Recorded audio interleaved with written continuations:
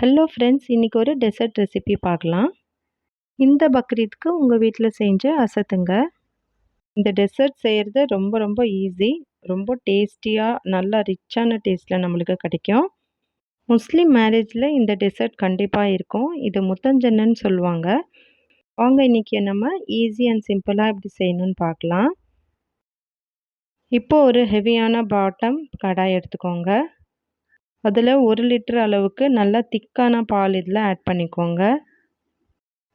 காய்ச்சாத பால் இருந்தாலும் பரவாயில்ல. இதில் எப்படியும் நம்ம நல்லா கொதிக்க விட போகிறோம். இப்போ பால் ஆட் பண்ணதுக்கப்புறமா கைவிடாமல் நல்லா கிளறி விட்டுட்டே இருங்க. இந்த டெசர்ட் செய்கிறதுக்கு ஒரு 1/4 கப் அளவுக்கு பாஸ்மதி ரைஸை ஒரு 1/2 அன் ஹவர் முன்னாடியே நல்லா ஊற வச்சு தண்ணி வச்சுக்கோங்க.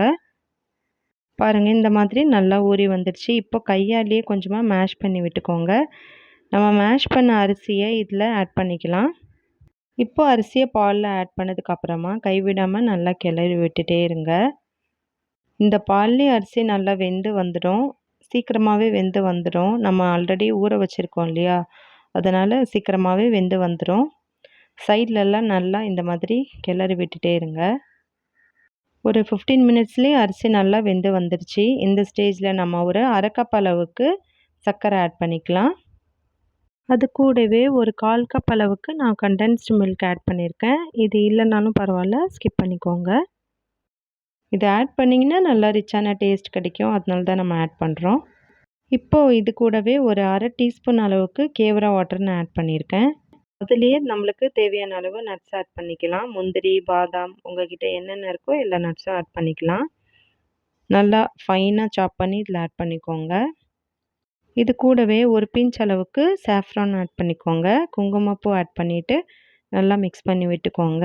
குங்குமப்பூ இல்லைன்னா பரவாயில்ல, ஸ்கிப் பண்ணிக்கலாம். ஒரு மைல்டு எல்லோ கலர் கிடைக்கும், அதனால தான் நான் ஆட் பண்ணியிருக்கேன்.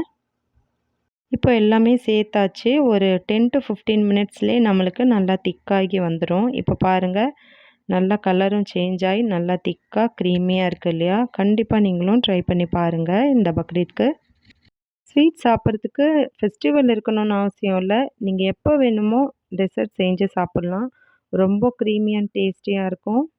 கண்டிப்பாக நீங்களும் ட்ரை பண்ணி பார்த்துட்டு உங்களோட கமெண்ட்ஸ் என் கூட ஷேர் பண்ணிக்கோங்க.